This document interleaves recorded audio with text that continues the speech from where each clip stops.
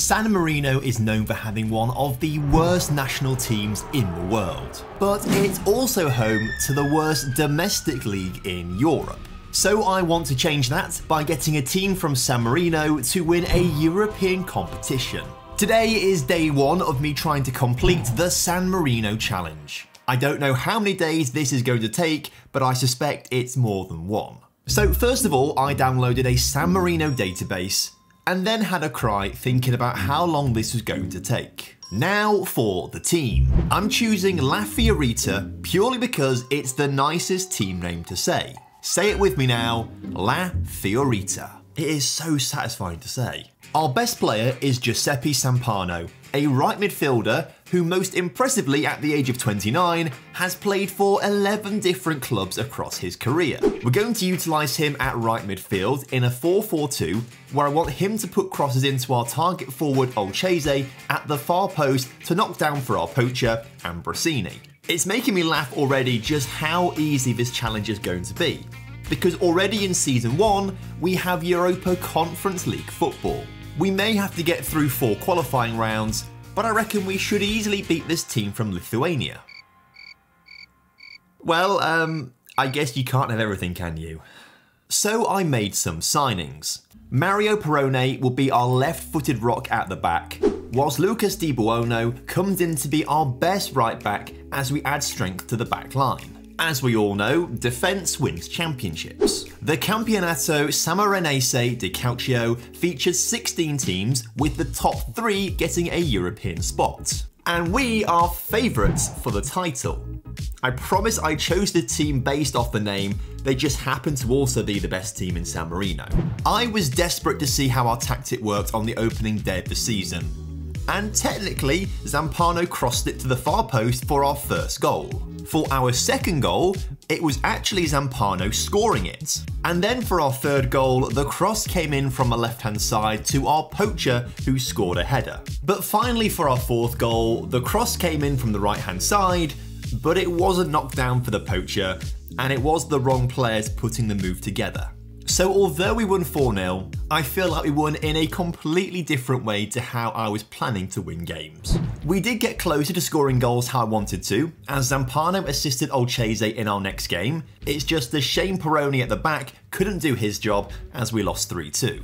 But we soon got back to winning ways as poacher Ambrosini kept scoring goals, mostly assisted by Zampano, to put ourselves on top of the table by goal difference ahead of Morata. Not to be outdone though, Olchese scored the first hat-trick of the video in a 3-2 victory over Kailungo, and then actually went on to outscore everyone else in the team, as by the time we hit 20 games played, he'd scored 13 goals to now give us a 4-point lead over Morata and put us in pole position to qualify for the Champions League. However, we ended up losing to Cosmos, who scored their first goal 17 seconds into the game, and their second 25 seconds before full time. And then Morata beat us 3-2 away from home, which put question marks on whether or not we'd beat them to the title. But thankfully, we pipped them to the top spot by a single point to seal a Champions League spot. Morata go into the Conference League finishing in second place, along with San Giovanni, who get a spot by winning the cup. Olchese topped our scoring charts, with Ambrosini behind him.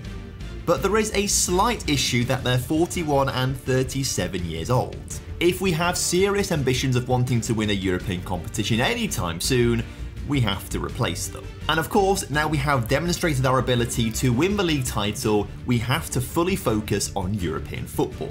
So we have 4 really simple challenges. 1. Reach the league phase of any European competition. 2. Reach the knockout stages. 3. Win the whole thing. And 4. Subscribe to the channel. Okay, I am aware that these challenges sound very simple, but of course, it is far from that. We need to keep winning the league to boost our reputation, keep investing in our facilities to improve players and develop wonder kids, and of course get good affiliate clubs to sign players in on loan, which is exactly what the board have agreed to do, until they decided that they couldn't find any suitable club. If you're unaware, San Marino is this tiny little country surrounded by Italy. And right now, pretty much every team in Italy is better than us, so quite frankly, any club would do. How hard can it be to create a link with someone? So heading into Season 2, our focus was on the Punic Champions League game. But given that match is in early pre-season, it doesn't give us much time to sign players. And with last season's top scorer Olcese now deciding to retire, we need players fast. And incredibly, we made 9 signings before the game, and they all come from very good stock. We got left-back Simoneyenko from Roma, which sounds very impressive. Frank Bolli looks like he'd be a really solid centre-back for us, and he started life out at St Etienne. Simon Di Maggio is another new centre-back who looks pretty decent, and he's an AC Milan Academy graduate. And our new star striker, Luigi Caccavo, will replace Olcese as the target forward. And he's played for Monza and Torino. The fact we have all of this former Serie A talent feels like we're cheating. Surely it's going to be easy this season for us. We're running the same tactic as last season, hoping our youngsters will adapt well. But we are going to have to rely on 37-year-old Ambrosini, 34-year-old Vitaioli, and 30-year-old Zampano to guide them through it. So we welcome the Armenians to San Marino, chuckling to ourselves thinking how much we're going to beat them by. But 30 minutes in, the scores were still level, and that needed to change. So we worked the ball down our left-hand side, but for whatever reason, our left midfielder was out of position in the penalty area. But it's a good job he was, because he only went and scored the opening goal of the game, giving us a 1-0 lead at the break. However, the Punic manager must have had a good team talk, as the Armenians came out fighting and managed to hit the crossbar less than 60 seconds into the half. But undeterred by their warning shot, we continued to attack, recycling a corner out to the near side. Vitaioli put a low cross into the middle, and new boy Caccavo doubled our lead. And then 10 minutes from time, we added a third to the tally, as veteran Vitaioli scored his second of the game, before Caccavo grabbed his second from a 91st minute corner. So in the end, we recorded a huge win to give us the advantage going into the second leg. After going 3-0 up in the first half, we took our gas off the pedal in the second half, but we eventually win 7-2 on aggregate. This means we're up against Kostani from Kazakhstan in the second qualifying round. And we have backup. We've signed 20-year-old Bulgarian striker Ioan on a free transfer after he left Genoa, where he made 3 Serie A appearances last season. But will he be able to score past Kazakhstan's finest? Well, it turns out we didn't need him to, as our right back Delgado was given the ball and he scored a beautiful effort past the keeper in the 30th minute. And he almost did it again just before half time, putting his shot narrowly wide off the post. The Kazakhs played much better in the second half though, just putting their effort over the crossbar, which allowed us to punish them down the left-hand side of our attack, as substitute Pieri scored our second of the night. And as we continued to have success down our left-hand side, following a melee in the penalty area, we managed to squeeze in a third goal to win the first leg 3-0. We actually lost the second leg, but thanks to great work at our place, we progressed 4-2 on aggregate. But surely now we're going to get knocked out by a much better side in Maccabi Haifa.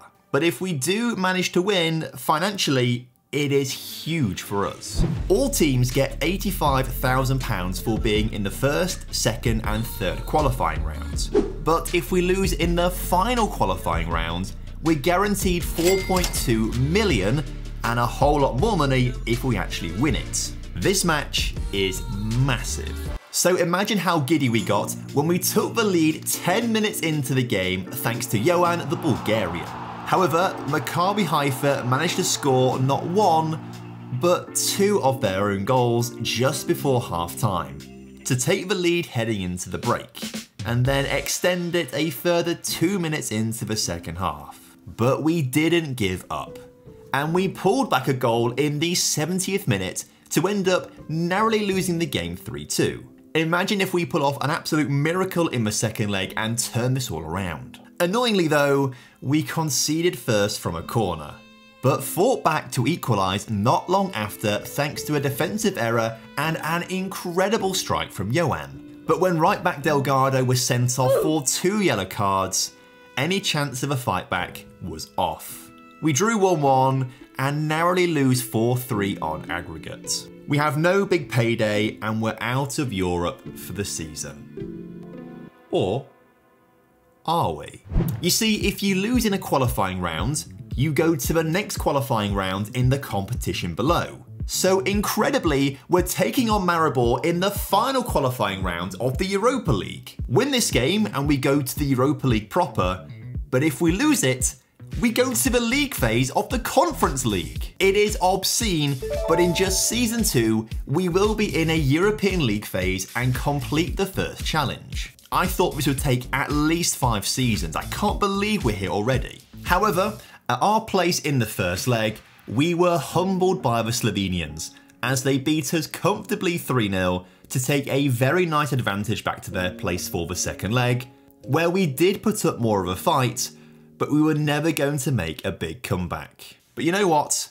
I could not care less, because we've just been given £2.5 million for making it to the Conference League phase, where we get to play our old friends Punic from the Champions League first qualifying round all over again after they managed to make it all the way through the Conference League qualifying rounds. But I think that might be the only game we stand a chance of winning. However, the Armenians use this as a chance to get revenge on us as they beat us 1-0.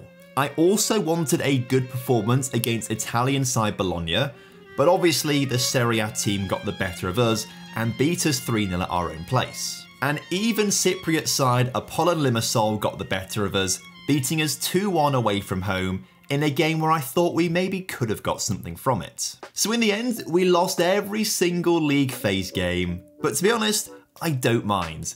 We are ahead of schedule, and to already be in a league phase at this stage of the video is mental. So now we just need to focus on the league and getting ourselves into a top 3 position for European football next season, which I thought would be pretty tough given all of our extra European games. But in fact, we'd gone unbeaten in the first half of the season to sit on top of the table by 3 points at the halfway mark of the season. In the second half of the season, both our strikers Ioan and Kakavo were competing for the top scorer award, but due to a lengthy groin injury, Kakavo was out of the running, which means Ioan continued to steamroll ahead and score 24 goals in all competitions to help us go back-to-back in San Marino with an invincible season to make the Champions League again. We've also got £3.5 million in the bank, and we can spend 2.2 of that on transfers. But we need to be sensible, which is why I got the board to invest in new training facilities, new youth facilities, and then they decided that we needed to have a new stadium as well. So it turns out Season 2 was an absolute dream for us. I'm pretty happy with our young strikers scoring goals, but we're going to have to find replacements for the aging Vitaioli and Zampano on the wings. So on the left, we signed 19-year-old midfielder Mattia Kabari on a free transfer from Cremonese, and for the right-hand side, we brought in 21-year-old Lorenzo Vigiani from a Serie D side, also on a free transfer. We've also been able to sign a much better goalkeeper in Alessandro who helps out our defence. But this summer, it was harder to sign players. We offer contracts to all of these youngsters, but only Mario Velarde signed for us, as I'm going to slowly look to transition formations going forwards to use wingers higher up the pitch. But it does leave our squad a little light on the ground with only 20 players for our first qualifying round game against FK RFS from Latvia. And less than 2 minutes into the game, the Latvians took the lead. They continued to look the stronger of the two sides, especially when we gave away a penalty that looked outside of the area to me, which of course they managed to score. But even more frustratingly, 5 minutes later, we gave away another penalty, which once again RFS scored to make it 3-0. And moments later, it could have easily been 4-0 if not for a great save from our new keeper. They came close again early in the second half, putting their effort just wide off the mark. But now it was our turn to have some chances, only being denied a route back into the game by the woodwork. Whatever we did, we just couldn't find a good opportunity for the rest of the match, and end up losing 3-0. Then in the second leg, RFS scored first to make it 4-0 on aggregate, making any comeback impossible. We did get a consolation goal to make it 4-1, but it was just too little, too late. And unlike last season where we dropped from the Champions League to the Europa League, because we've lost in the first qualifying round, we drop all the way into the second qualifying round of the Conference League. So now if we lose any European game, we are out of Europe this season. So we have to make sure we beat Tetovo from North Macedonia. But 90 seconds into the game, the Macedonians scored. But thankfully it was disallowed.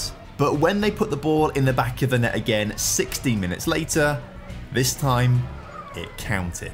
We did have more chances in this game than against RFS, but we still couldn't get the ball in the back of the net. So we trail 1-0 at the break. But 3 minutes into the second half, we worked the ball down the far side of the pitch, put a perfect cross into the far post, and Johan managed to loop his header over the keeper to get us back on level terms. And then in the 78th minute, Vitaioli lined up a free kick, aimed for the top corner, and hit the crossbar. But we head back to our place with a 1-1 draw, and surely with the home crowd behind us, we can get a win. And sure enough, in the second leg, just before the half-time break, Johan headed us into the lead from a corner, whilst Zampano doubled our lead on the night to win 3-0 on aggregate and progress to the next round, where we've been drawn against Lincoln Red Imps. Any OGs from the Lincoln Loco 3 days will know just how difficult this game is going to be for me. 2 minutes in and we almost opened up the scoring, but the keeper did well to deny Johan. But from the resulting corner, Corbari found the head of Kakavo, who headed us in front. Then on the 11-minute mark, Delgado's corner from the other side found the head of Johan, who doubled our lead. It's clear that putting lofted balls into the middle was the way to go. And every time we did, we were causing Lincoln some issues, but we just couldn't find the back of the net. However, just before half time, another lofted ball into the area found Johan at the back post, and this time he scored our third headed goal of the game. And to add insult to injury, 65 minutes in, Kakavo scored another goal from a corner to extend our lead further. But the best goal was yet to come, as two of our substitutes combined, with Zampano crossing to Semprini, whose incredible volley from the D beat the keeper to win the first leg 5-0, surely guaranteeing our spot in the final qualifying round. A 4-1 win in Gibraltar in the second leg was equally as impressive. So we progress, and if we can beat Astana from Kazakhstan, we'll make the Conference League proper this season. But I think the Kazakh side are stronger than us, and they proved that when they scored early on. And we weren't helped by centre mid Franzolini getting himself sent off 20 minutes in the game for 2 yellow cards. But we did defend well to keep the score at just 1-0 for the rest of the half.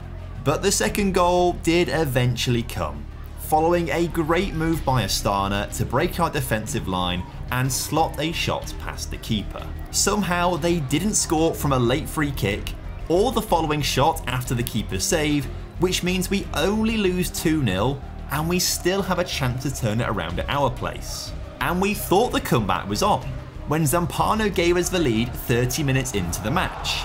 But in the second half, Astana put a dagger to our hearts as they scored not once, but twice to win 4-1 on aggregate. So we have no European football this season, and despite having a stronger squad, we've gone backwards.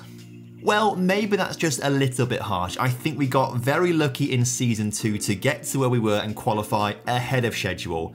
This is probably where I thought we maybe should be at this point, just on the cusp of qualifying, but not quite good enough to do so yet. But it now gives us a full season in the league to work on a new 4-3-3 tactic, where we encourage play down the left-hand side with De Luca and Corbari, and specifically encourage them to float crosses to the far post, either for our target forward or inside forward, to get on the end of it and score goals. Now, whilst it wasn't always down the left-hand side of the pitch, floated crosses to whoever was playing as our target man was working, as Kakavo had notched up 20 goals in all competitions by Christmas. And our inside forward Velarde wasn't far behind him as our second top scorer. Sadly though, we aren't going invincible this season as we did lose a game, but we do sit on top of the table by goal difference at the halfway point. In the second half of the season, Luigi Kakavo kept scoring goals to end the season with an incredible 35 in all competitions. But when he somehow didn't score, it was Mario Velarde who was still popping up with the goals for our very own Mario and Luigi duo. In the end, we won the title by 11 points to make it 3 in a row and once again reach the Champions League. Now currently, we are still rooted to the bottom of UEFA's coefficient rankings, but we're slowly making gains. And if we can have a good run next season, I think we'll move off the foot of the table. This season, once again, we had a great attack with plenty of goals and assists.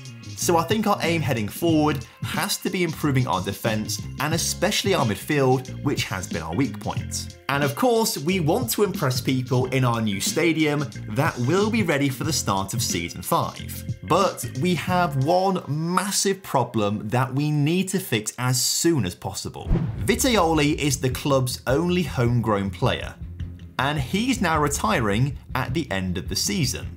In European football, you need to have homegrown players as part of a squad. But because we only have one of them, we could only register 18 players this past season for European games, rather than a full squad of 25. Now this season it wasn't too much of an issue because we had a very small squad anyway.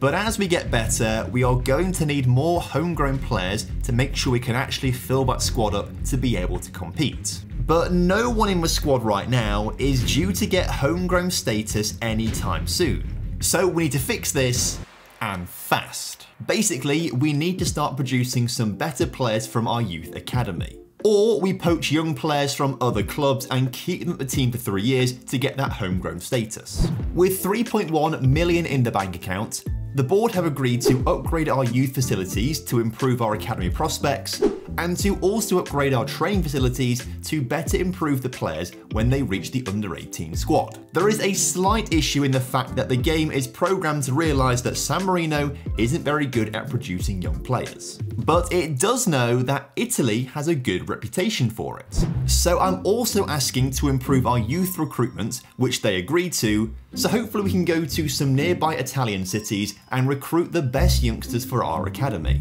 But this isn't going to be an overnight fix, it's probably going to take a few years for us to actually see the benefits. Which is why my approach right now is to go and poach some of the best young talent from around the world. So I moved some of our transfer budget into the scouting budget so I could send scouts across the globe. Then we'll just offer contracts to anyone 18 years old or younger who's got 5-star potential. Which turns out to be quite a lot of players because our current squad isn't very good. So I went a little bit overboard and signed up 16 teenagers on free transfers across summer, and we'll have 2 more arriving when they turn 18 years old. The best part about this is there doesn't seem to be any work permit restrictions, which is why we now have 6 Brazilians in the squad, and they should all get homegrown status by the start of Season 7. But given we're only at the start of Season 4 right now, that is going to take some time. The pick of the bunch is new Brazilian striker Vladimir Cuco, who is good enough to start for us this season. But at the other end of the pitch, Spanish centre-back Nauzet should really improve things and help us keep more clean sheets. 6 of the new players are going straight into the first 11, which is either very encouraging or very concerning. But we'll find out after our Champions League first qualifying round game against Žalgiris Vilnius. Less than 2 minutes into the game, our new centre midfielder, Federico Caletta, raced into the penalty area, found a pass to our new left winger Poloco, who managed to slot his shot under the keeper and give us the lead.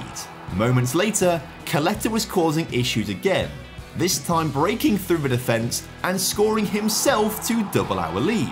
But the Lithuanians weren't going to lie down easily, and they managed to pull one back. But we did restore our 2-goal lead just before half-time as Franzolini got on the end of a cross to head home a goal.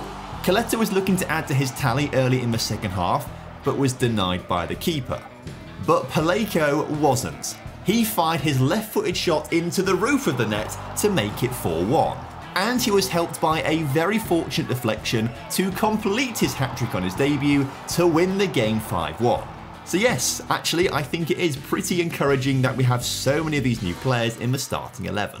Paleko is another one of our Brazilians who crossed the Atlantic to join us, whilst Coletta made the much shorter journey to join us from AS Roma. The second leg was a closer affair, but we still won and progressed as 8-3 winners on aggregate. But I think Shakhtar Donetsk are probably going to be too much for us in the next round. And sure enough, they were flexing their muscles within the first 15 minutes.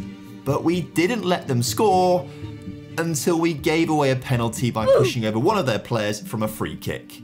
Of course, they were very happy to open up the scoring from the spot. Now, whilst we may be building our own cohort of Brazilians, Shakhtar are the OGs when it comes to importing wonder kids, and their own Brazilian scored a terrific free kick.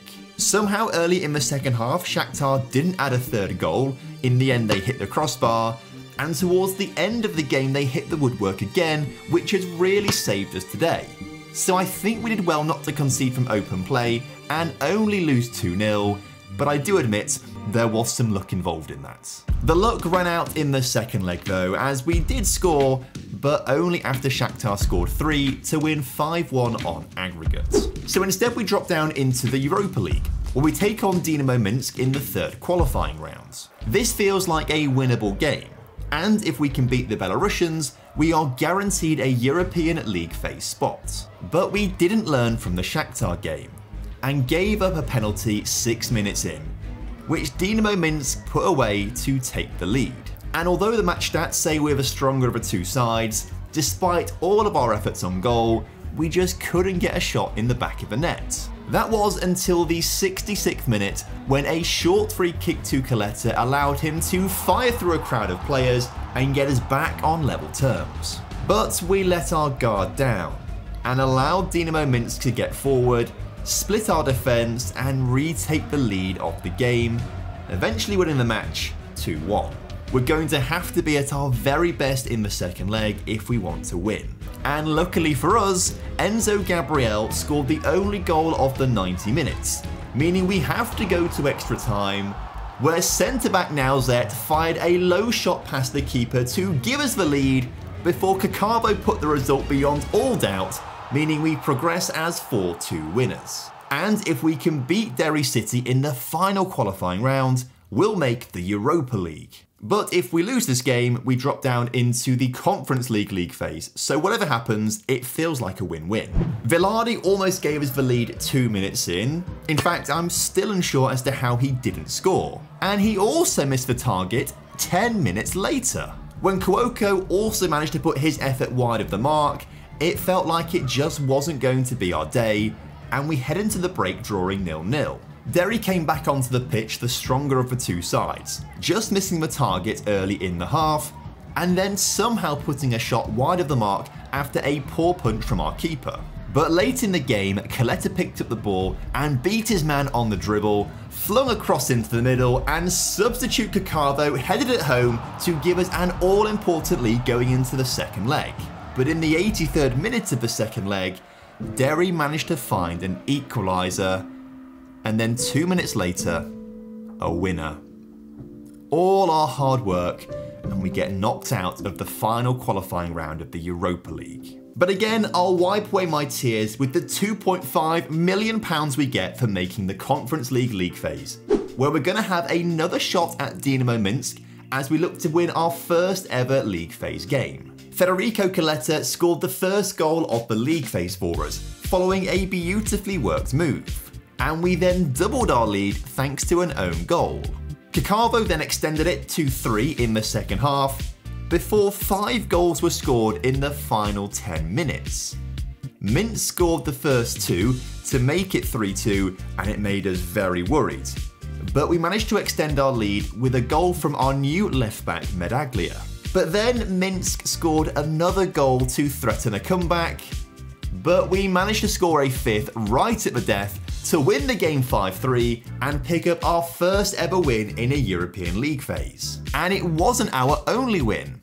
Mario Velarde scored the only goal of the game against Karabag to secure another 3 points. We also picked up another 3 points with 3 draws against some very decent sides, meaning we only ended up losing to Rangers, which incredibly means we finish in the top 24 of the league phase and qualify for the knockout rounds, completing our 2nd milestone of the challenge. I do realise that there is now a huge gap to the 3rd milestone.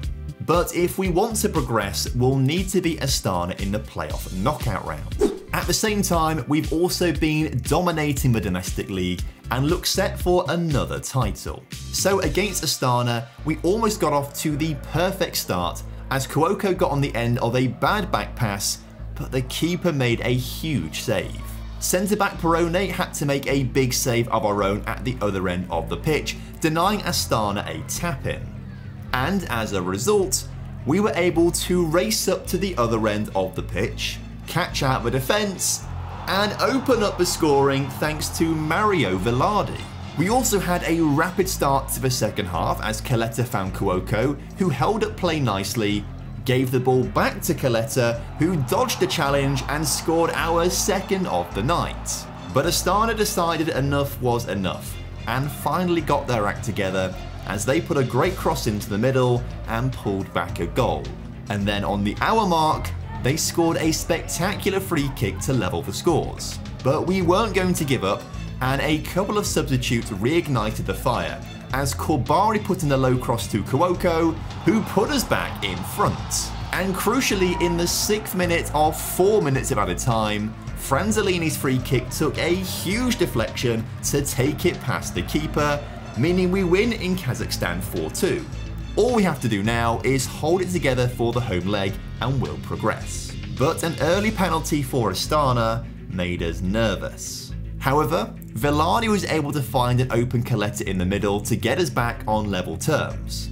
And then he went on to score himself early in the second half to win the overall tie 6-3. How on earth are we going to the round of 16? This is absolutely mental. But I think Fiorentina will be too strong for us, in what's actually not far off a local derby game. And as predicted, Fiorentina were the much better side when they came to our place, putting 3 goals past us and reminding us how much work we need to do to get onto a level playing field with them. And although we did draw the second leg 2-2, the match stats show the real story of the game and just how much progress we have to make. So we may be out of Europe, but this has been our best season yet. Just after the Fiorentina game, we got our youth intake, which doesn't look great, but it's our best yet. Either way, we'll sign a few and hope they develop into something good down the line. We also get to do the Champions League all over again next season as we dominated the league table, dropping just 4 points all season. This season's signings, Cuoco, Caleta and Paleko, have certainly made a big impact going forwards with a ridiculous number of goals and assists between them. But I think this season has proved we might be able to cut it with the big boys and we deserve a seat at the table. Because of how well we did in Europe last season, San Marino now has a 3rd Conference League spot. We're slowly building up the league, which is pretty cool to be fair. We've been drawn against an unpronounceable team from Lithuania in the Champions League first qualifying round, which we should win. To keep our players progressing, we upgraded our training facilities and academy, but I couldn't ask for an upgrade to our youth facilities. This season I called it off with the transfers, instead mostly going for older, more experienced players to tutor last season's huge influx of youngsters. Christian Scorza, hopefully a lot, adds depth to our midfield, whilst Francesco Salvamini can play anywhere in our attack to provide some cover. But it wouldn't be a transfer window without a young Brazilian, and Celso Young might just be the future star that we crave. But none of our new additions could stop the Lithuanians opening up the scoring at our place, and they prevented us having a single highlight in the first half. But finally we had a chance in the 64th minute as we got the ball to Vladimir Kuko, whose wonderful effort beat the keeper to level the scores. and it was new boy Celso Young who provided the assist for the second goal from a corner to take the lead. But somehow we couldn't get ourselves a third goal as Velarde hit the crossbar and Cuoco missed an open goal. So instead Velarde did it the hard way, firing through a crowd of bodies to put the ball in the back of the net. And to cap off a great comeback, Celso Young scored on his debut to announce himself to the La Fiorita faithful. He celebrated by making sure everyone in the crowd was subscribed to the channel. It was a great fight back, and coupled with a 1-0 win away from home, we progressed to the second qualifying round where we have a grudge match against Derry City. This season we didn't want to make the same mistakes as last season, but somehow we just couldn't get the ball in the back of the net, with goal line technology confirming the ball didn't cross the line. Just like last season, every chance we had, we just couldn't score. It felt like there was a magnet pulling the ball away from the net, meaning we go into the break level despite being the way better side. Which of course means that less than 30 seconds into the second half, Derry scored the first goal of the game. This allowed them to grow into the match as we got more and more frustrated, which meant they doubled their lead 64 minutes in.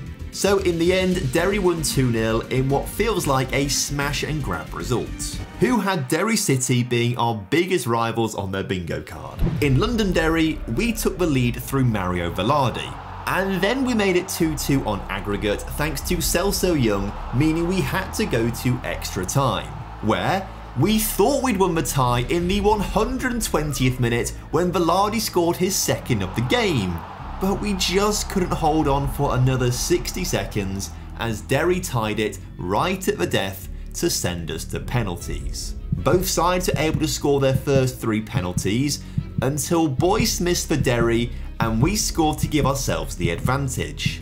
But as Derry scored the 5th penalty, Nowzet missed the chance to win, taking us to sudden death. Both sides scored their next 2 penalties to stay on level terms, but once again, Derry faltered, which gave Velarde the chance to win us the tie, but he couldn't. Derry's 9th penalty was scored by their goalkeeper, which gave him the confidence to save David's penalty and once again beat us in Europe. I actually hate Derry City. So we drop into the Europa League where we're taking on Sheriff from Moldova. And luckily we won a penalty early on. But clearly affected by the Derry game, we hit the post. However, we did break the deadlock in the 75th minute as Paleko split the defence and Cuoco finished off the move. And literally seconds later, he intercepted the ball, sprinted towards goal, and scored a powerful effort to double our lead. But Sheriff had an answer and scored a goal of their own 5 minutes from time. However, straight from the kickoff, we worked the ball forwards. Coletta and Cuoco played a neat 1-2, and Coletta restored our 2-goal lead, meaning we have some breathing room in the second leg, where we dominated. We beat Sheriff and won 3-0. Now, if we can beat Olimpia Ljubljana, we'll make the Europa League for the first time. But despite chances for both sides in the first half, it seemed like both teams were allergic to putting the ball in the back of the net as we head into the break 0-0. Finally though, the deadlock was broken, unfortunately by Ljubljana, who won a header at the far post. And then in the final few seconds of the game, we deflected a cross straight into the path of their striker, who won the game for Ljubljana 2-0. They then beat us 3-0 at their place to comprehensively knock us out of the Europa League. Of course, this means we drop into the Conference League instead. But this season, we have some very tough fixtures compared to what we had last time out. To my surprise, we comfortably beat Sparta Prague 2-0 to get our first 3 points of the Conference League phase. And we just about beat Greek side PAOK 2-1 at home. But we also lost a couple of our games, which means we didn't do as well as last season. Luckily though, we were just able to qualify for the knockout stages by finishing 20th in the table, and in the playoff knockout round, we're once again taking on Dynamo Minsk. We were on the front foot from the first minute of the game, as Celso Young hit the post from distance. But when he was given a second chance, he wasn't going to make the same mistake again. However, Minsk were able to match us and scored from a low cross of their own to level the scores. But luckily for us, we didn't stay level for long, as some neat passing and movement allowed us to get ahead just 3 minutes later. We were really able to stretch Minsk, as Young opened up the defence and Kaleta played a wonderful pass into Velarde, who made it 3. Early in the second half, we pulled off a very similar move for Cuoco to this time get us the goal, but Minsk were able to get one back, as they were the quickest to react after a free kick rebounded off the post. But we made sure to restore the 3-goal lead, as Maselli got himself on the score sheet late in the game to win the first leg 5-2. A comfortable 2-1 win in the second leg ensured we make the round of 16 for the second season in a row. And yes, I am fully aware of the irony that this episode is all about how we can't progress in Europe because we've not got any homegrown players and we can only have a squad of 17, and yet we've got the furthest we have done ever in the Europa Conference League. Maybe it's just our superpower. But I think we're going to need some kryptonite to beat Newcastle United in the round of 16.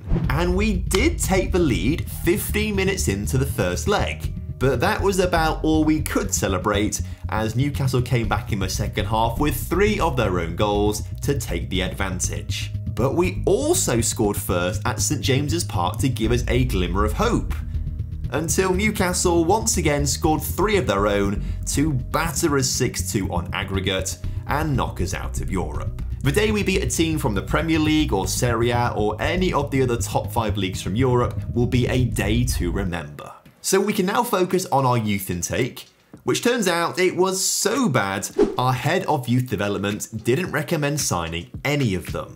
As you would expect, we once again won the title with an invincible season to start up again next season in the Champions League first knockout rounds. 10 of Celso Young's goals were scored in the European games, and if he can make the step up next season, we could maybe see him hit 15. So heading into season 6, we've made some nice improvements to the club's facilities. Obviously though, we can do better. But again, for some reason, I can't ask for an improvement to our youth facilities, so they're still lagging behind. We do at least get the training ground upgraded and the other youth-related focuses. Transfers were hard to come by, but Delmas was the first of 2 transfers we made early doors.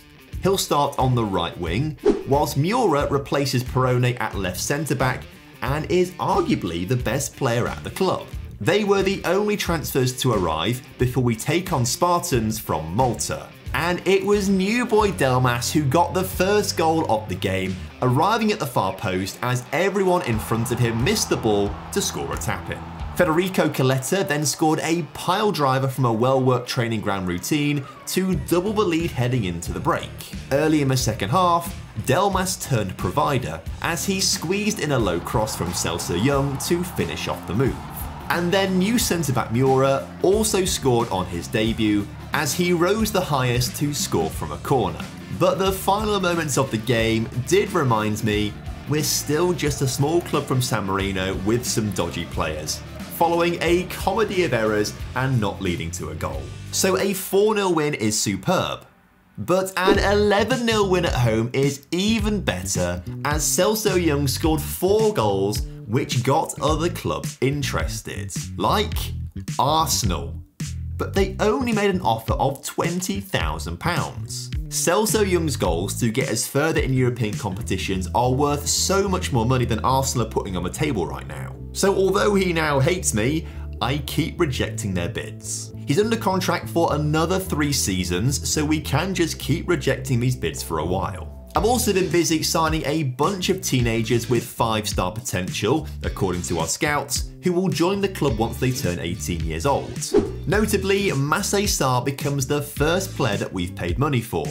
A staggering £27,000 for the Senegalese winger from Oslo Football Academy. He will slot straight into the team when he moved on his 18th birthday in August. Up next, we have Maccabi Haifa, who beat us in the 3rd qualifying round back in Season 2. Well, this time we travelled to their place and took the lead 20 seconds into the second half through Delmas. We then doubled our lead 10 minutes later as Paleko stole a goal on the line, but had to battle a comeback as Maccabi Haifa scored not once, but twice to level the scores heading into the final few moments of the game. But Celso Young had something to say about that, as he got the match winner in the 95th minute of the game to give us the advantage, which we made full use of as we battered them 5-1 at our place to progress to the Champions League third qualifying round for the first time since Season 2, where we lost to Maccabi Haifa.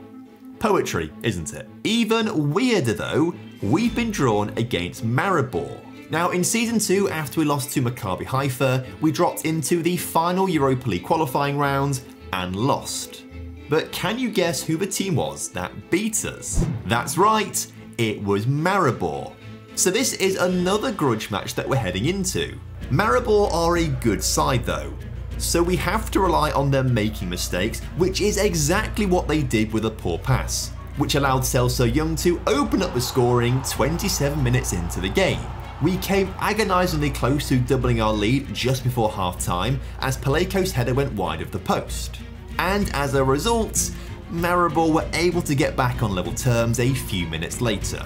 I was about to applaud Enzo Gabriel for an incredible last-ditch tackle until David then brought down his man unfairly, giving Maribor a penalty.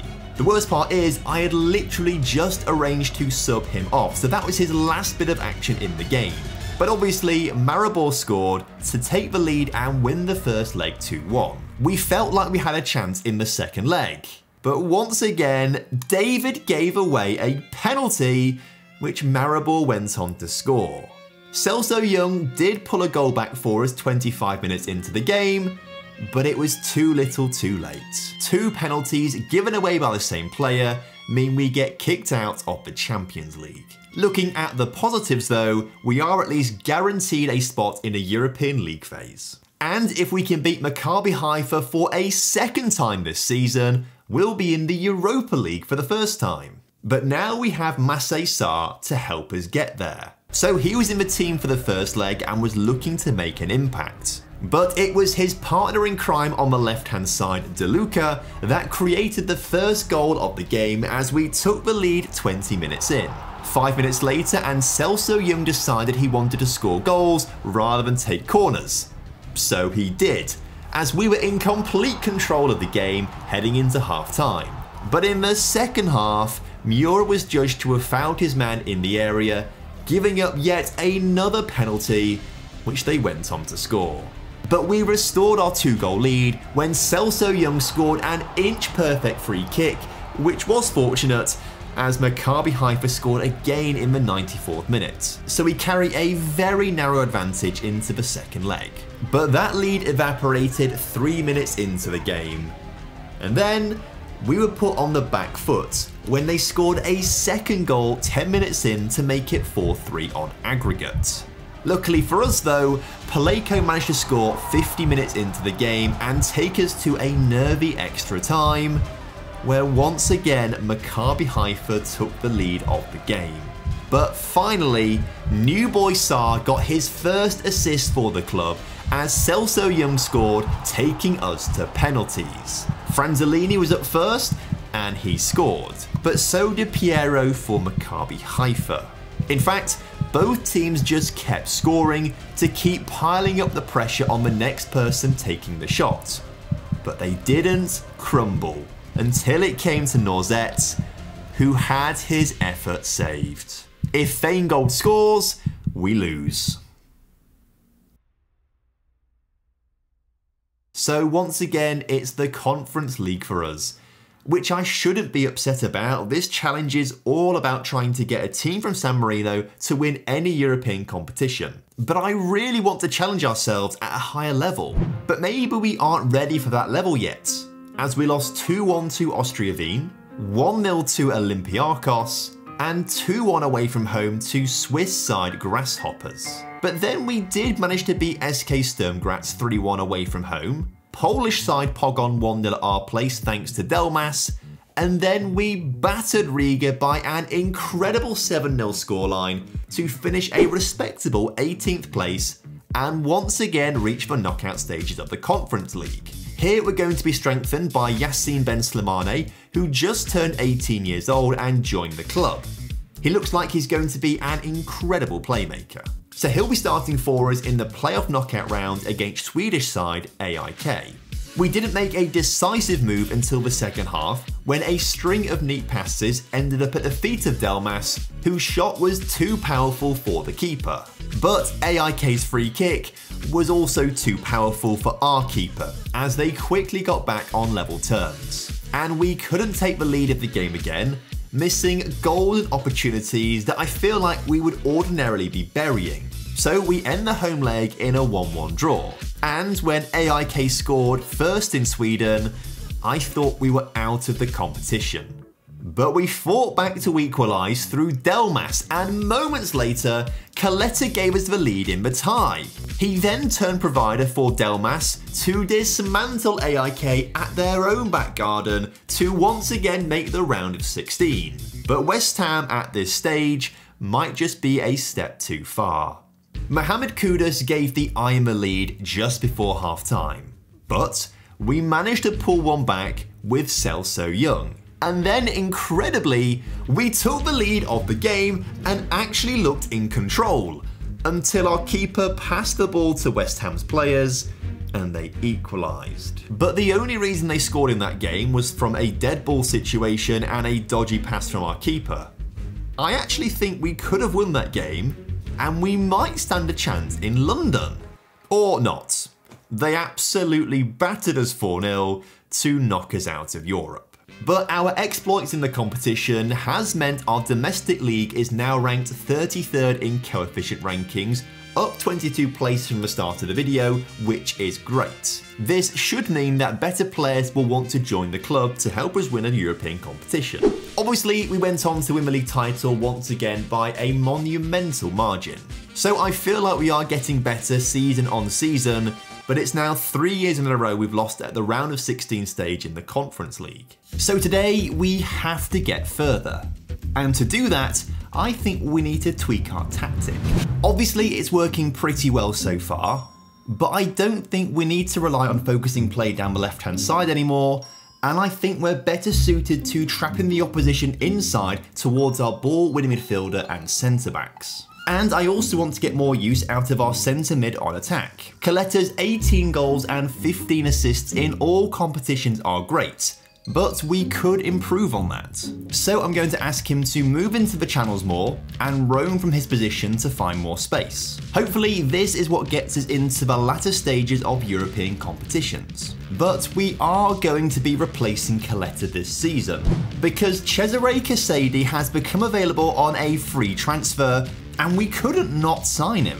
Although given the fact he's only made 10 substitute appearances in the last 6 seasons for Chelsea, he certainly never lived up to his potential. Less impressively, we also signed Lorenzo Moretti, who will slot into our starting lineup this season as a centre-back. And finally, we can now submit a full squad for European games, now we finally have a bunch of homegrown players. So I have a very good feeling about Europe this season. At first, we're against Slovenian side Koper, who managed to score and take the lead in the first 5 minutes of the game. However, we then decided we were going to score 5 goals of our own to make sure we comprehensively beat the Slovenians in their own back garden.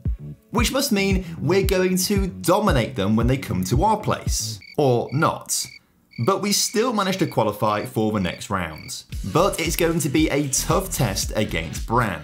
To help us out, we've added some depth with the Austrian duo of Ben Bremer and Erwin Boyja, who could very easily find themselves in our starting lineups. But it was Cesare Casady who stole the show, as he scored our first 2 goals to give us a nice lead.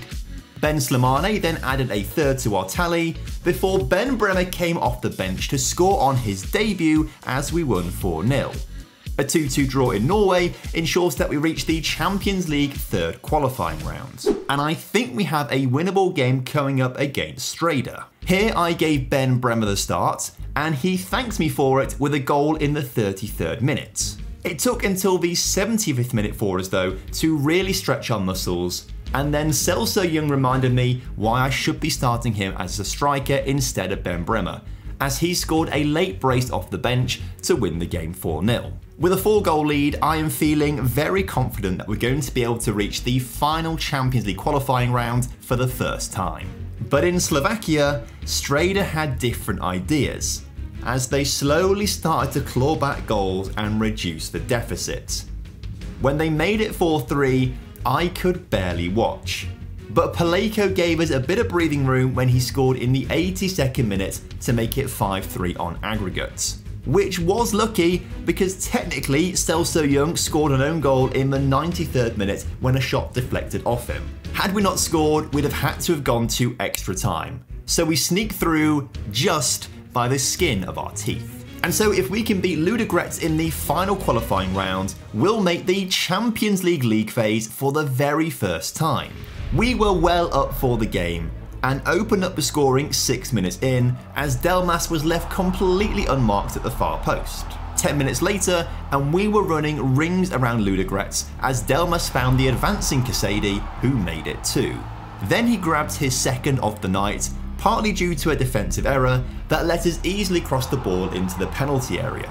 And then Enzo Gabriel scored a pile driver moments before half time. So by contrast, the second half was pretty boring. It took until the 68th minute for us to score another goal as Massaysar cut inside from the left to finish. But Ludogorets were able to get themselves a goal with 10 minutes to go to reduce the deficit to 4. Surely we aren't going to bottle this sort of lead in the second leg, right? Well, it was never in doubt, as we drew 2-2 and incredibly have made it all the way to the Champions League phase, where we're going to take on some of the best teams in Europe and see what our plucky squad of heroes can do. And it's also nice to be given £12 million for reaching this stage, which is insane for a club like us. But the biggest upside of all of this is a contract renewal. We keep rejecting rubbish bids from big clubs for Celso Young. But now we're in the Champions League, he's decided he wants a new contract with us. So obviously, we gave him exactly what he wants, which wasn't very much anyway, and he signs a new 3-year deal. Up first, we host Barcelona. And somehow, we opened up the scoring 2 minutes into the game. It got even better when Celso Young, fresh of his new contract, scored in the 6th minute to double our lead. And I thought I was dreaming when Palejko scored to make it 3-0 to La Fiorita in the 23rd minute. La Fiorita 3, Barcelona 0. We held the 3-goal lead all the way until the 73rd minute when we gave away a penalty. Julian Alvarez obviously scored it. But this allowed Barcelona back into the game, as Pedri scored their second, and then Ansu Fati equalised for the Catalans in the 83rd minute. And then Julian Alvarez broke our hearts when he scored in the 89th minute to complete Barcelona's comeback. I have no idea how we played so well, but if we can do that to Barcelona, imagine what we could do to the other teams. We managed to score twice to narrowly beat Young Boys 2-1 in Switzerland for our first win of the league phase. And then, Ben Bremer scored the only goal of the game as we beat FC Copenhagen in San Marino.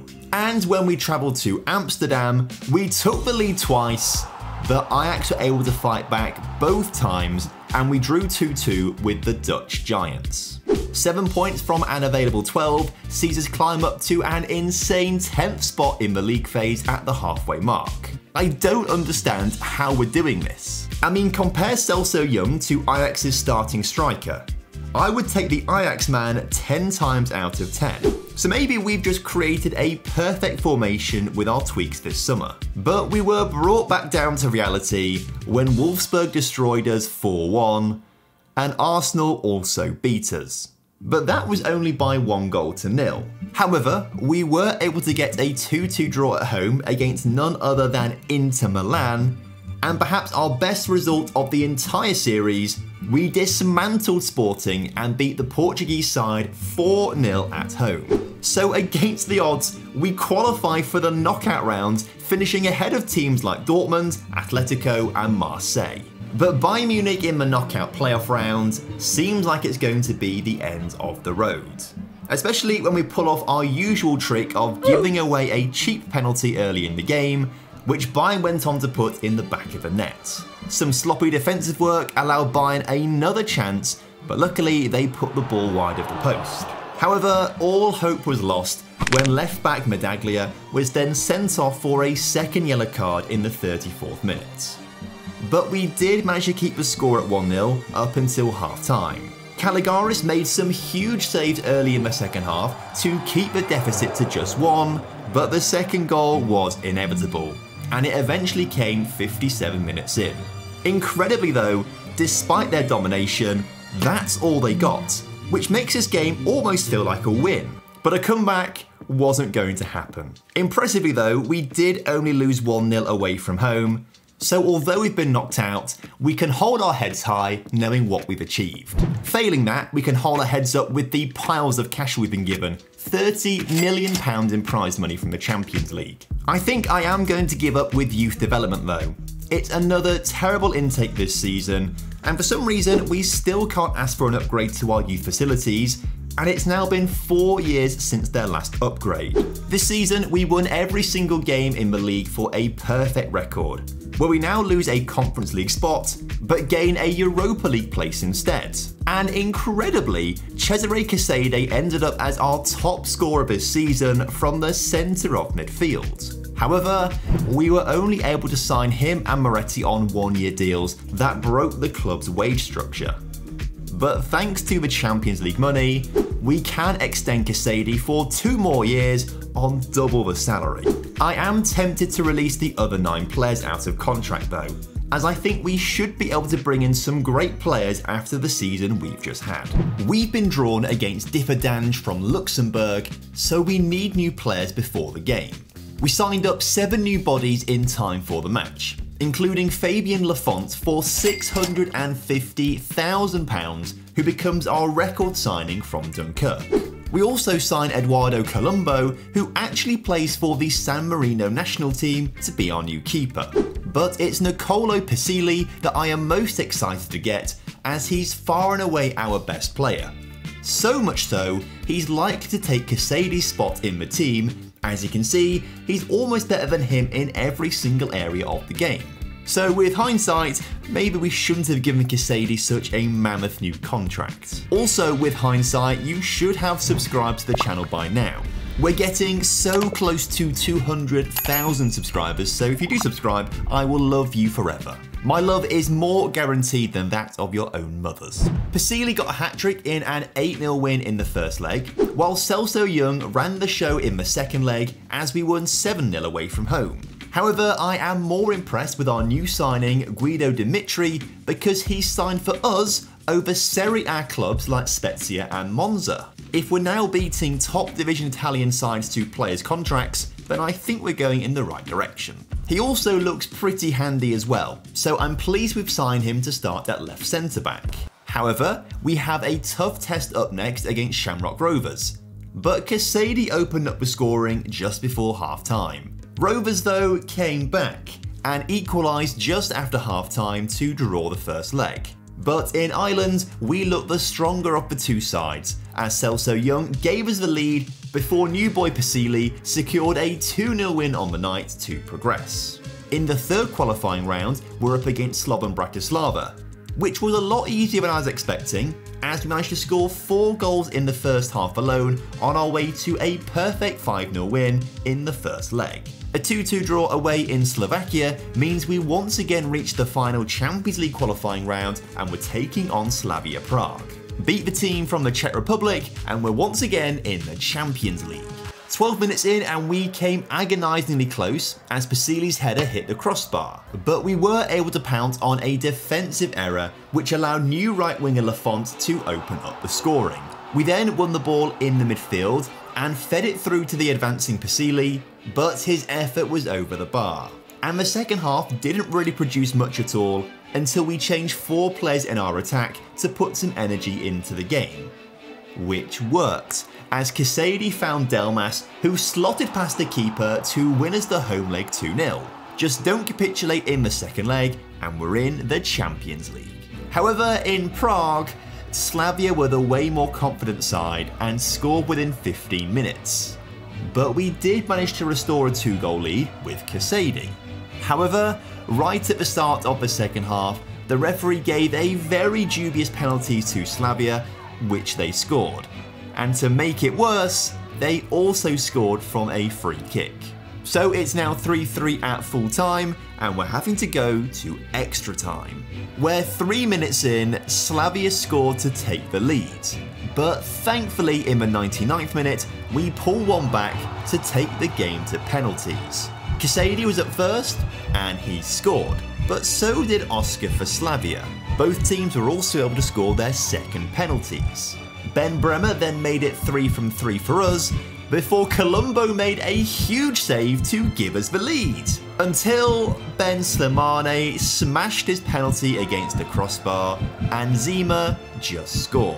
Then new signing Edvinson had his effort saved by the keeper, which means when Slavia scored, they won 4-3 on penalties and knock us down into the Europa League, which I'm actually pretty happy about. I have to keep reminding myself we're aiming to win a European competition, not the Champions League. So actually it is more advantageous to us to be in the Europa League rather than the Champions League because we've got a better shot of winning it. But we have been given some really difficult fixtures, so this might be more of a challenge than I thought. However, we skipped past Trabzonspor, winning 4-2 at home, and kept a clean sheet as we eased past Dinamo Zagreb 2-0. We just about beat Georgian side Dinamo Batumi 2-1 at our place before we travelled to Belgrade and Ben Bremer scored all 4 of our goals in a monumental 4-1 win over Partizan. Then we thought we'd go back to Belgrade for more, but this time we put 3 goals past Red Star in an equally impressive 3-0 win. We also picked up points as we drew with Marseille, Spurs and Mostar to incredibly go unbeaten in the league phase and finish 3rd in the table, meaning we skip a knockout round and go straight through to the round of 16. There's no way our players are good enough for this, so it has to be our tactics that are just really good. We've been drawn against Shakhtar Donetsk, who beat us in the Champions League qualifying round in Season 4.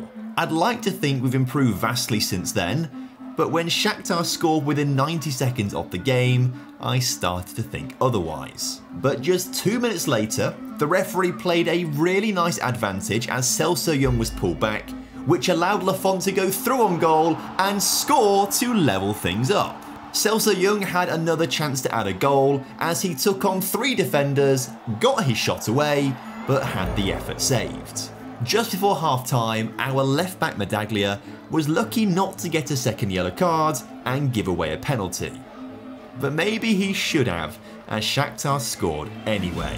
Celso Young had the chance to get us back on level terms, but the keeper pulled off an incredible save. But from the resulting corner, the initial clearance fell to Medaglia, who rifled home his shot to make it 2-2. In the end, not a bad result away from home.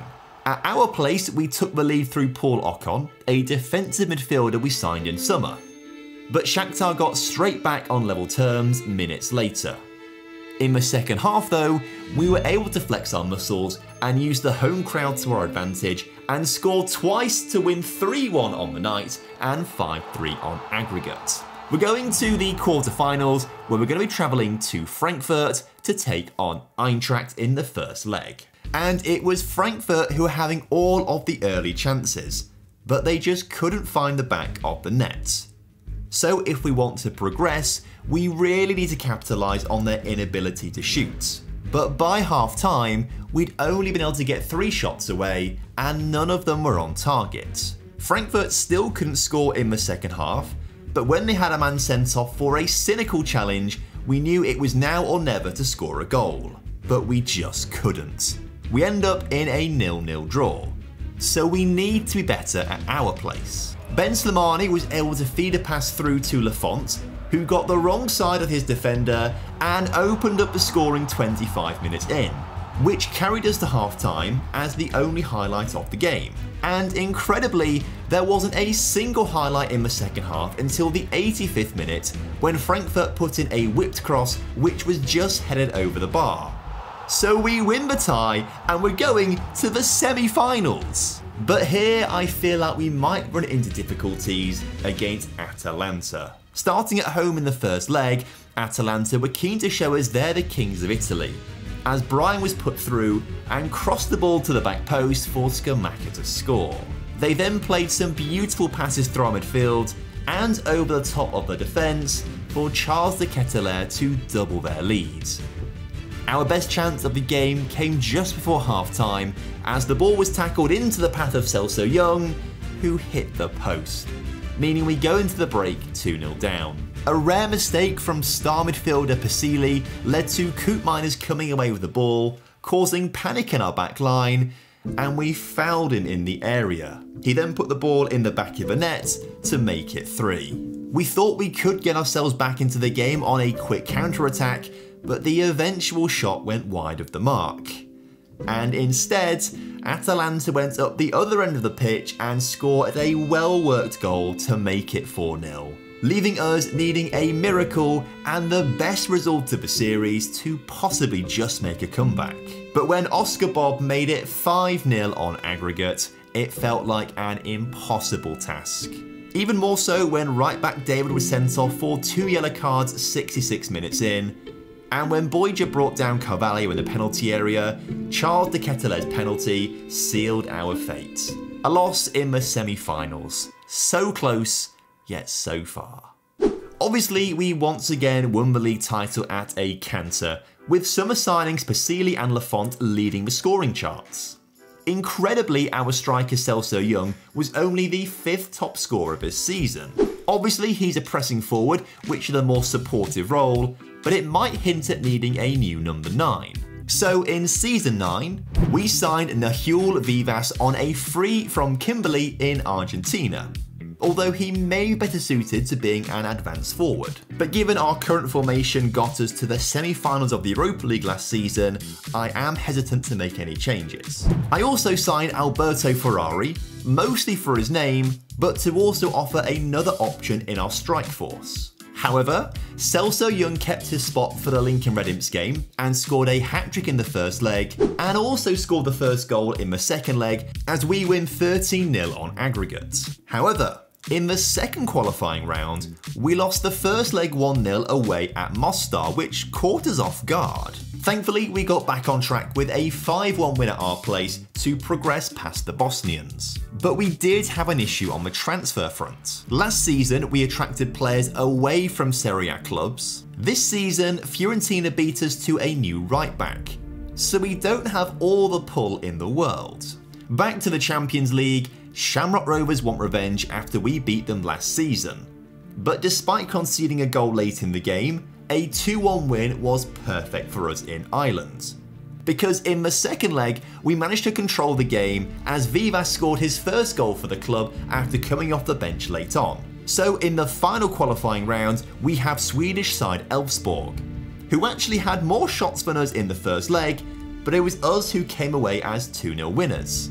And when we made it 3-0 on aggregate in the second leg, the result seemed beyond all doubt.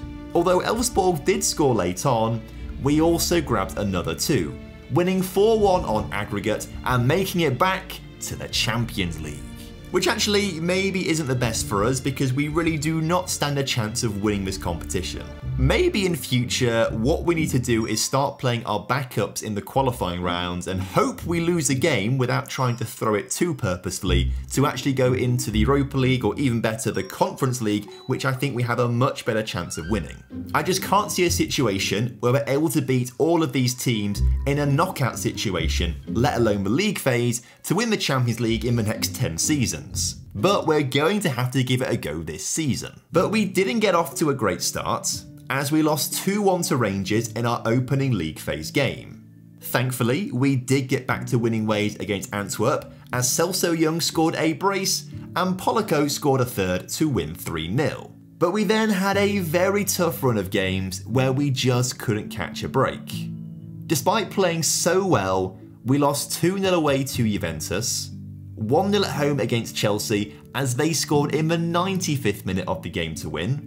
Real Sociedad also scored late on to beat us 1-0, and AC Milan beat us 3-1 at home to give us very little chance of qualifying. A 1-1 draw with Lazio and a 0-0 draw away at Real Madrid were incredible results, but it wasn't enough. We finished 28th in the league phase and get kicked out of Europe. It feels kind of weird being out of Europe at this stage, given how well we've done the past few seasons. Obviously, we also won the league title, winning 29 out of 30 games this season. But heading into season 10, we're coming up to a ticking time bomb of a problem. After 9 seasons, we have finally gained enough UEFA coefficient points as a nation to now enter the Champions League at the second qualifying round. Now this is great, because it means we can skip the round where we keep beating teams 15-0 on aggregate. But if we're saying that ideally we want to be dropping down into the Europa League or even better the Conference League to try and win one of those competitions and complete this challenge as quickly as possible, we need to do that ASAP before we get to a point where winning the San Marino League gets us a spot in the Champions League phase automatically without going through any qualifying rounds. Because when that happens, as we dominate the San Marino League, it means the only way we can complete this challenge is by winning the Champions League. And that might literally take me weeks to do at this stage. With the right additions in Season 10, we might be able to go one step further. So I did what anyone else would do in this situation. I raided Brazil. Tite becomes our new right back for a fee of £3.3 million, by far and away our most expensive signing. We've also strengthened between the sticks with Pedro Henrique for just £160,000, a real bargain. And then for more strength at the back line, we welcome Demba Diop, who will play at left wing back for us this season. So the squad is looking pretty good, especially as we renewed a few important contracts, including that of Pasilin, who weirdly wanted £10,000 per week less than he's currently earning. This season, we start in the second Champions League qualifying round against IFK from Finland. But remember, I don't really want us to qualify for the Champions League because we're nowhere near good enough to win it. But as we have made the Europa League semi-finals before, I think if we don't put our first team out and instead rotate the lineup, we might qualify for the Europa or Conference League instead and have a better shot of winning those competitions to complete the challenge. I'm not trying to throw games, I'm just giving our backups a chance to shine. My plan almost worked. Despite taking the lead with a spectacular goal, we lost the first leg 2-1 in Finland, so we're on track to drop into the Europa League. But frustratingly, in the 95th minute of the second leg, we scored to make it 2-2 on aggregate, taking the game to penalties, where our goalkeeper Colombo turned into prime Buffon as he saved 2 penalties and saw one go wide of the mark for the easiest penalty shootout win imaginable. Obviously I had to celebrate with the players on the pitch, but inside I was seething. But Croatian side Rijeka should be too good for our backups. But things didn't get off to a great start as Ben Bremer scored in the 9th minute and Polako doubled our lead just before the half-hour mark. But thankfully, Rijeka scored a few minutes later, and our new signing Demba Diop not only gave away a penalty, but was also sent off, which allowed them to draw the first leg in San Marino. But annoyingly, we were super up for it in Croatia, as Ben Bremer scored first. But thankfully, the Croatians scored twice before half-time to take the lead on the night and on aggregate. But they capitulated in the second half, and we scored twice before the hour mark to retake the lead. So I was very happy when they scored another to make it 5-5 on aggregate. But in extra time, Pasila decided he was going to win us the match with a superb goal. So we advanced to the final Champions League qualifying round to take on FC Copenhagen. Lose this and we drop into the Europa League phase. But win it and we go to the Champions League. But once again, Ben Bremer found the back of the net to give us the lead. Thankfully though, the Danes scored early in the second half. But Ben Bremer persisted and scored a winner on the night. So I was praying for a loss in Denmark, but a 0-0 draw means that somehow our backup players have carried us to the Champions League. I am devastated. I think we could get results against Anderlecht, Salzburg and Young Boys, which might give us a shot of making the Champions League knockout stages. And we were able to beat Anderlecht at home 2-1, thanks to goals from Jack Ford and Polako. We then thrashed Young Boys 3-0 away from home, thanks to Ben Bremer. But Salzburg managed to batter us 3-0, which was a real down point of the tournament. However, Alberto Ferrari scored in the 93rd minute against Marseille to beat the French 2-1. We also drew 3-3 with Spurs to pick up 10 points in total, which was just enough for us to qualify for the knockout playoff round by the skin of our teeth. But Dortmund might be the end of the road for us this season in Europe. We were playing some neat passing on the edge of the attacking third, and eventually got the ball out wide to Ferrari, whose incredible dribbling gave him the space to shoot, but his shot was well over. At half time, it was a very even game. But 20 seconds into the second half, Dortmund were racing forward, and they could have scored if it wasn't for a solid save from Pedro Henrique. And that allowed us to moments later go up the other end of the pitch, find across to Ferrari, whose left-footed effort found the back of the net. But less than 90 seconds later, Dortmund scored a bit of a wonder goal from distance to level things back up. Both sides were creating chances to try and get an advantage heading into the second leg, but neither could find the perfect strike. Until the 87th minute, when we kept putting balls into the middle and Dortmund couldn't quite deal with them, which meant Pasili had time and space to hit a shot with all he's got and have it bounce off the keeper to give us victory on the night. We will need to be perfects in Germany if we want to stand a chance of reaching the round of 16. But it was clear from the off that Dortmund meant business. And they didn't ease off. Every time we made a tackle, they were the first to the ball, and were able to frustrate us by keeping hold of possession, which eventually led to a ball into the box and a goal. Things boiled over when Diop brought down his man in the penalty area, and the VAR decided a penalty would be given. But Pedro Henrique made a huge save to keep the scores level on aggregate. But this didn't inspire us to take the front foot in the game, as before half time, Dortmund split our defence and scored a second on the night. And then a third, meaning we have an absolute mountain to climb in the second half. But 75 minutes into the game, substitute Polico was brought down in the penalty area, and now we have a chance from the spot. And it was another substitute, Casady, who put it past the keeper. We now need one more to go to extra time. And in the 90th minute, we were racing down the far side of the pitch. Celso Young's shot was blocked, but it fell into the path of Lafont, who scored to take us to extra time. Now we're in the ascendancy and momentum is with us. But that didn't stop Dortmund from coming agonisingly close on multiple occasions in the first period.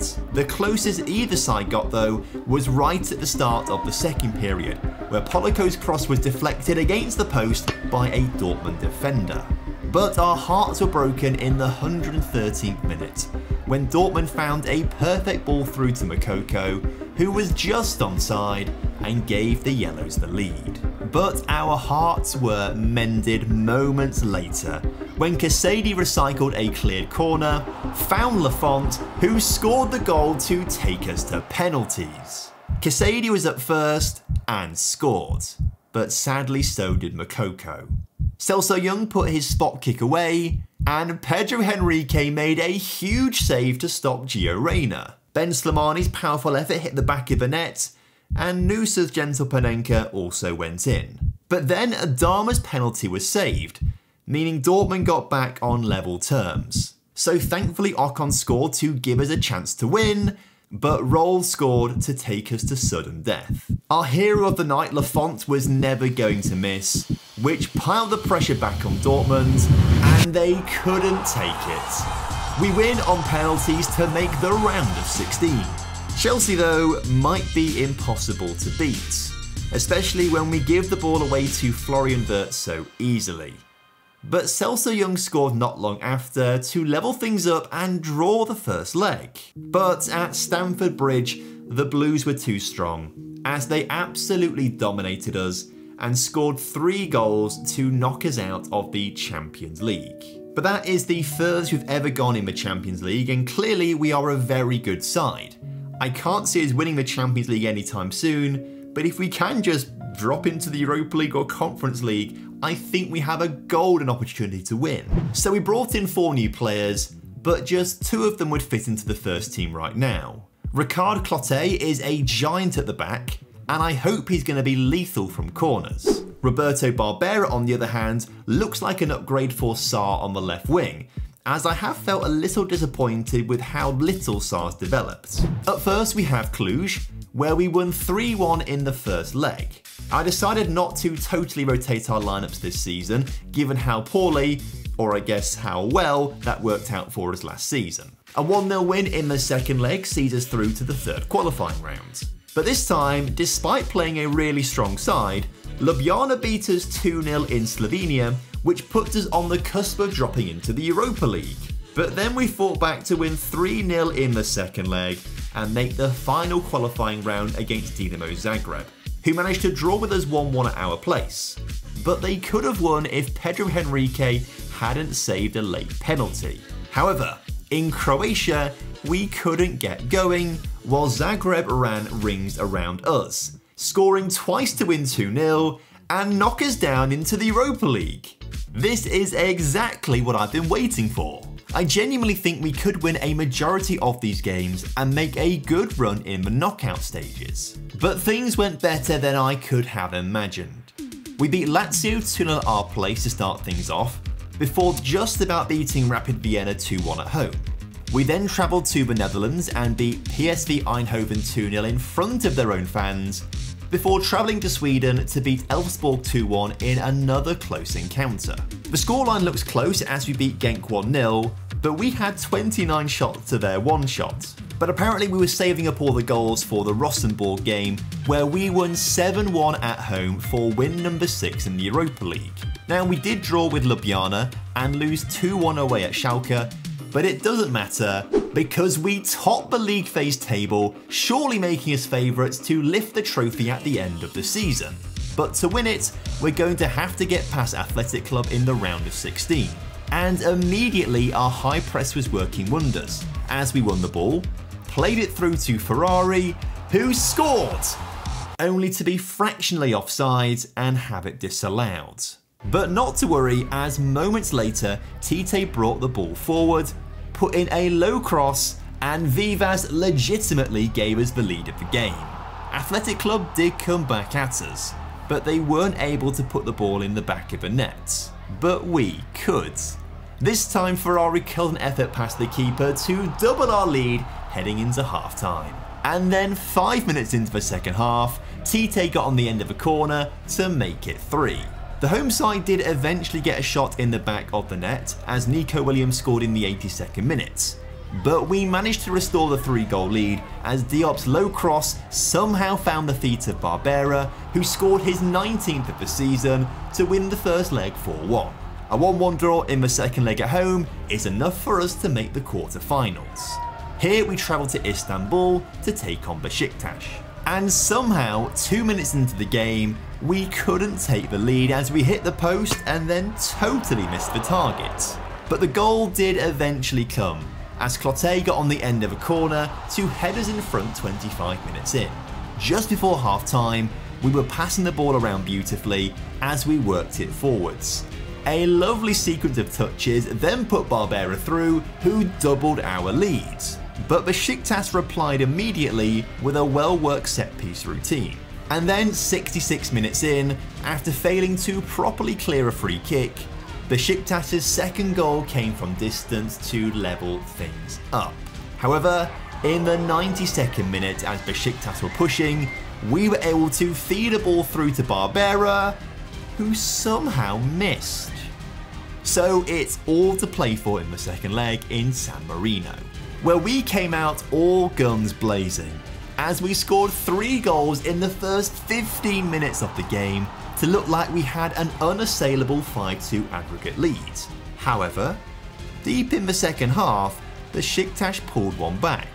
So luckily, we had to go and get ourselves another one to restore the 3-goal lead via Basili. But Besiktas refused to be beat and scored another in the 81st minute. But when we got our 5th of the night, the game was over. Once again, we've made it to the Europa League semi-final. But Lyon are going to be an incredibly tricky team to get the better of. 2 minutes in, we were advancing down the left-hand side of the pitch. After taking multiple deflections, somehow the ball didn't end up in the back of the net. But Lyon was saying the same thing at the other end of the pitch when Rayan Cherki could only hit the post from a point-blank range. And so we entered into a back-and-forth game where neither side could find the back of a net before the half-time whistle came. At least our shots are on target. Again, Lyon were pushing, but they couldn't get anything on target. But at least they had a highlight. We didn't have one in our favour until the 89th minute, when we nervously passed the ball between our defenders and eventually started to move it forward and centrally, feeding Ocon, who blazed his shot over the bar. So we just assumed the first leg would end as a draw. But in the 92nd minute, Ben Slimane's deep cross found the head of Casady, who gave us the all-important victory at the very last moment. Now we just need to hold on to this win in Lyon, and we're going to the final. We came agonisingly close to taking the lead early on, as Ben Slimane's shot was only denied by the woodwork. But his pass to Vivas was great, and Vivas's pass was even better, putting through Ferrari, who kept his cool and slotted it past Albin Lafont. Pedro Henrique was also pulling off important saves to keep our 2-goal lead intact, but he couldn't hold out forever.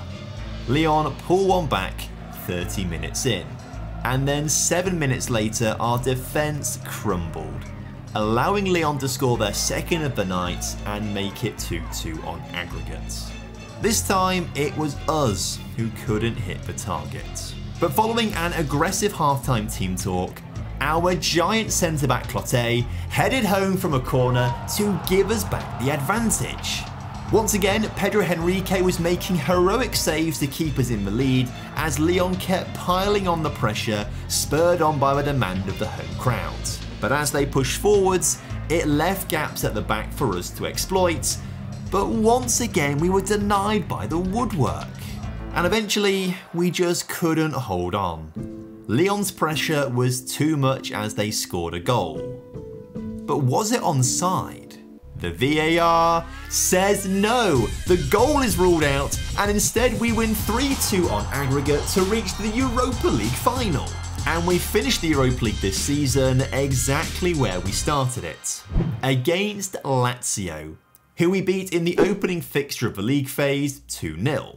So as we head out onto the pitch of the newly built Marcel Desailly Stadium, if we win, we complete the San Marino challenge. 3 minutes in and Lazio looked to build out from the back, but they gave away possession to us and we raced forwards quickly, working the ball down the near side and forged a chance for Ben Slimane, who hit the crossbar. But Lazio didn't heed our early warnings, as we worked the ball into the penalty area and Vivas's clever turn gave him the space to open up the scoring. So we head into the halftime break, 1 goal to the good, and just about have the edge in the match stats. But to be comfortable, we need a second goal. So as Barbera broke forward, the cross to Vivas was good, but the keeper made an important save. Substitute Lafont now had a chance to put a low cross into Vivas, but once again the Lazio keeper came out on top. And we were starting to get a little bit desperate when we couldn't trouble the keeper from a free kick. So with 8 minutes to go, I decided it was now time to start time wasting and lower the tempo to see the game out. But we were still pushing bodies forward looking for another goal in the 90th minute, when Lazio intercepted the ball and got on a fast counter-attack until Clotet decided to take out his man to stop the attack and collect a red card in the process. We might now be a man down, but that challenge might have just won us the Europa League title.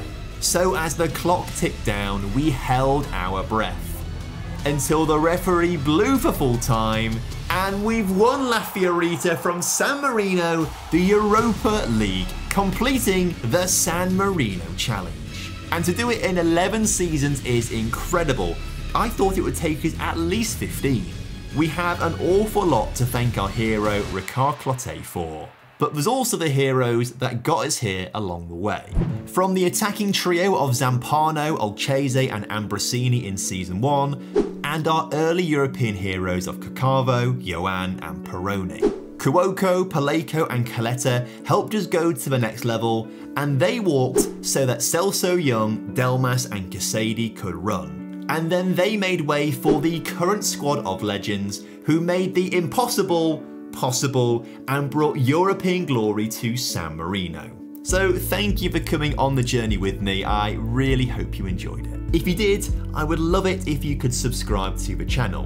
And then give this video a watch, where I try to undo all the madness caused at Manchester United by Erik ten Hag and have 10 seasons to properly rebuild them and take them back to their former glory.